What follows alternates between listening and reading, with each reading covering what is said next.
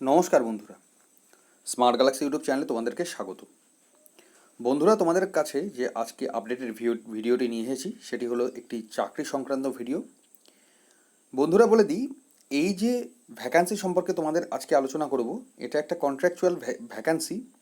But এই lockdown পিরিয়ডে এই রকম ভ্যাকান্সিও কিন্তু তোমাদের কাছে গুরুত্বপূর্ণ হয়ে দাঁড়াবে, এবং এইটার কতটা উপযোগিতা আছে বা এই ধরনের যে সকল টেম্পোরারি ভ্যাকান্সিগুলো বের হয় সেটারও কী কী লাভ আছে, আপনারা কেন ফর্ম ফিল আপ করবেন, সমস্ত বিষয়গুলো এবং সম্পূর্ণ ফর্ম ফিল আপ করাটাও আপনাদেরকে এখানে এই গোটা ভিডিওর মধ্যে দিয়ে আমি দেখিয়ে দেবো। বন্ধুরা, বলে দিই, তোমাদের সবার আগে বলে দিই, এটা তোমাদের কিন্তু ICMR অর্থাৎ national institute of malaria research, department of health রিসার্চের আন্ডারে কিন্তু এটা, ঠিক আছে, গভর্নমেন্ট অফ ইন্ডিয়ার একটি নোটিফিকেশন। এখানে বন্ধুরা প্রথমে যেটা দেওয়া আছে সেটা দেখে নাও। Applications are invited in the prescribed format for the following temporary and contractual posts at ICMR, NIMR through email at recruitment nimr.icmr@gmail.com up to 5 PM 18/5/2020। অর্থাৎ তোমাদের এখানে যে ভ্যাকান্সিটা আছে এটা হচ্ছে টেম্পোরারি এবং কন্ট্রাকচুয়াল বেসিস, এবং তোমাদের এই রিক্রুটমেন্টটা করা হবে এই যে ইমেল আইডিটা দেওয়া আছে এখানে তোমাদেরকে সেন্ড করতে হবে ডিবি, এবং তোমাদের এটা কিন্তু 18/5/2020 অবধি এখানে ফর্ম ফিল আপ চলবে। The appointments to the post will be initially for a period of 6 months which may be further extended as per requirement। এখানে বলা হয়েছে বন্ধুরা, তোমাদের যে রিক্রুটমেন্টটা আছে এটা কিন্তু 6 মাসের।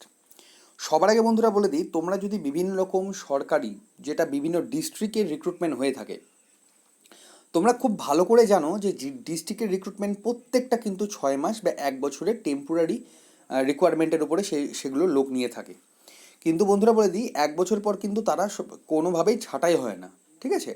তাদের যখন ওই ভ্যাকান্সিটা যখন ওটা পূরণ হয়ে যাবে, অর্থাৎ যারা যারা তোমাদের মধ্যে যারা যারা সেখানে জব পেয়ে যাবে, 6 মাস পরে কিন্তু একটা লং পিরিয়ডের জন্য কিন্তু সেটা এক্সটেন্ডেড করা হয় যদি তোমরা সেই জবের জন্য সুটেবল হও। আজকাল প্রত্যেকটা ভ্যাকান্সি কিন্তু professional vacancy generally in general বের হয়, কয়েকটা স্পেশাল ডিপার্টমেন্ট বাদে।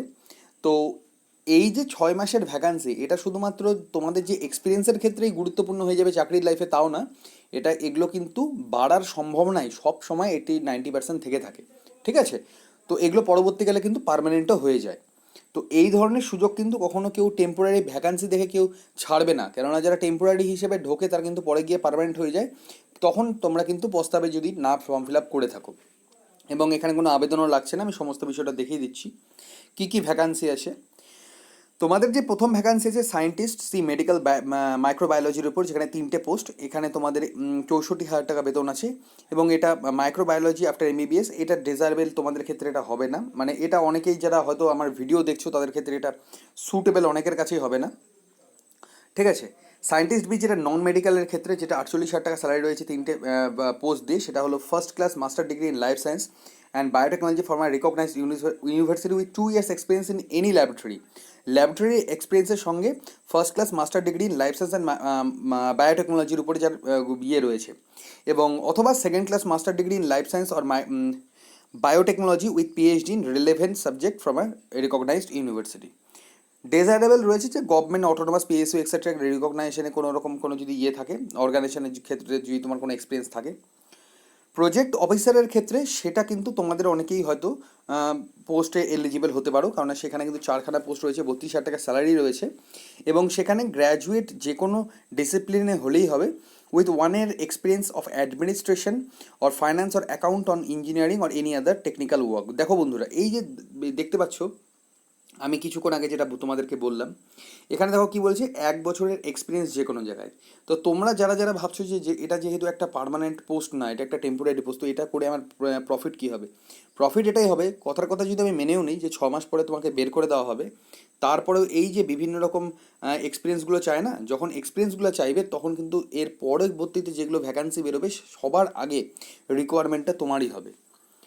নেক্সট আছে প্রজেক্ট টেকনিক্যাল অ্যাসিস্ট্যান্ট, সেখানেও 4খানা পোস্ট রয়েছে, graduate in science engineering IT from a recognise university with 1 year experience.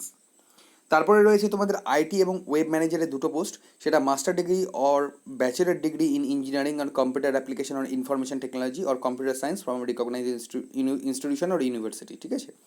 এবং 1 বছরের experience in relevant area of app development portal ওয়েবসাইটের ক্ষেত্রে তোমার এক্সপিরিয়েন্স প্রয়োজন।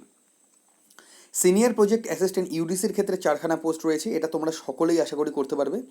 কি বলা হয়েছে যে 12th pass or equivalent from a recognised board with 2 year experience of administrative work or graduate in any discipline with 1 year experience of administrative work, এবং তার সঙ্গে কি 8,000 কি ডিপ্রেশন পার আওয়ার তোমার কিন্তু কম্পিউটারের উপরে এই নলেজ প্রয়োজন। এবং এই যে লাস্ট যে রিকোয়ারমেন্টটা আছে এটা তোমরা আশা করি প্রত্যেকের জন্য এটা এলিজিবল সকলেই হবে, যে মাল্টিটাস্কিং স্টাফ, সেখানে 15,000 টাকা বেতন রয়েছে, 15,800, এবং 4খানা ভ্যাকান্সি রয়েছে, এবং বয়স কিন্তু 25 বছর মধ্যে হতে হবে, এবং high school or equivalent from মানে অর্থাৎ তোমাদের এইচএস পাস হলেই হবে। বন্ধুরা বলে দিই, এগুলোর তোমরা দেখতে পাচ্ছ যে পোস্ট কিন্তু খুব একটা বেশি নেই, কিন্তু একটা কথা বলে দিই, এগুলোর ক্ষেত্রে কিন্তু ফর্ম ফিল আপও খুব কম হয়ে থাকে, ঠিক আছে? তো কেউ এই মুহূর্তে কেউ কোনো কিছু ছাড়বে না, আমার মতে না ছাড়াটাই সবচেয়ে বেটার। প্রসিডিওর অফ রিকোয়ারমেন্টের যে প্রসিডিওরটা সেটা কীভাবে হবে?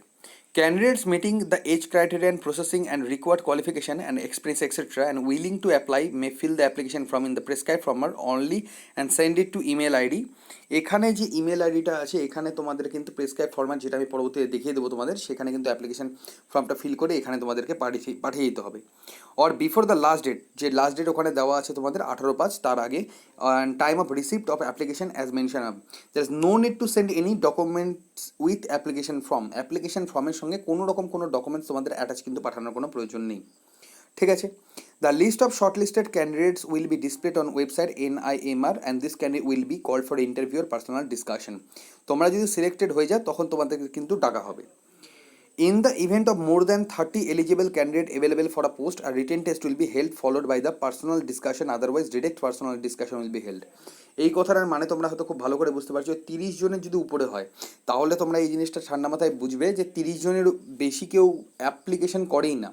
হয়তো তোমরা এই ভিডিওটা আমার হাজার হাজার জন দেখবে, তার মধ্যে দেখবে গুণে কয়েকজন, হয়তো 100 জনও হবে কিনা যারা ফর্ম ফিল আপ করবে। তো এগুলোতে কিন্তু ফর্ম ফিল আপ খুবই কম হয়, ঠিক আছে? ওই জন্য এগুলোতে কিন্তু চান্সেসও খুব বেশি থাকে। যদি 30 জনের ওপরে এলিজিবল ক্যান্ডিডেট হয়ে থাকে তখনই কিন্তু রিটেন টেস্ট হবে, নতুবা নয়।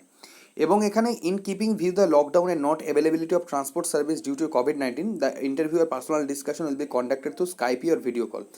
ভিডিও কল অথবা স্কাইপির মধ্যে দিয়ে তোমাদের কিন্তু যে ইন্টারভিউটা হয়ে থাকবে। তো তোমরা বুঝতে পারছো এটা বাড়িতে বসেই তোমরা কিন্তু যে ইন্টারভিউটা সেটা কিন্তু দিতে পারবে। The candidates will living in close proximity to the institute and able to manage their own transport may also attend the interview through walk in per date or time allotted. এটা আশা করি হবে না তোমাদের এই ইন্টারভিউটা, কারণ লকডাউন মেবি অনেকটা সময় হলেও এক্সটেন্ড হতে পারে। তো তোমাদের আশা করছি ইন্টারভিউটা তোমাদের ভিডিও কলিংয়ের মধ্যে দিয়েই তোমাদের হবে, ঠিক আছে? সিলেকশনের সময় তোমাদের অরিজিনাল সমস্ত কিছু দেখবে তারা, ঠিক আছে? এখানে ডেট অফ ইন্টারভিউটা সমস্ত কিছু এখানে দেওয়া আছে। তোমরা যদি যে পোস্টের জন্য তোমরা অ্যাপ্লিকেশন করবে সেখানে সম্পূর্ণ date of interview, time of interview সমস্ত কিছু এখানে দেওয়া আছে। ক্লিয়ার? দেখো এর মধ্যেই হবে কিন্তু, ঠিক আছে? এই মাসের 22 তারিখ, 20 তারিখ থেকে 22 তারিখের মধ্যে সবগুলো হয়ে যাবে তোমাদের। Candidate should write application for a post, মানে কোন পোস্টের জন্য তোমরা করবে সেটা। এবার দেখো, candidates applying for more than one post should separately apply for each post. তোমরা যদি ভাবো যে আমরা একের বেশি পদের জন্য অ্যাপ্লিকেশন করব তাহলে কিন্তু আলাদা আলাদা করে তোমরা সেখানে অ্যাপ্লাই করবে। এখানে বিশেষ কিছু আর তোমাদের এখানে আমি দেখতে পাচ্ছি না যেগুলো তোমাদের প্রয়োজন, ঠিক আছে? এটা দেখো তোমরা, age limit or experience will be considered on the date of receipt of application from 18/5/2020, মানে 18/5/2020 হিসেবে তোমাদের কিন্তু সেই বয়সের ক্রাইটেরিয়া কিন্তু তোমাদের হতে হবে, ঠিক আছে?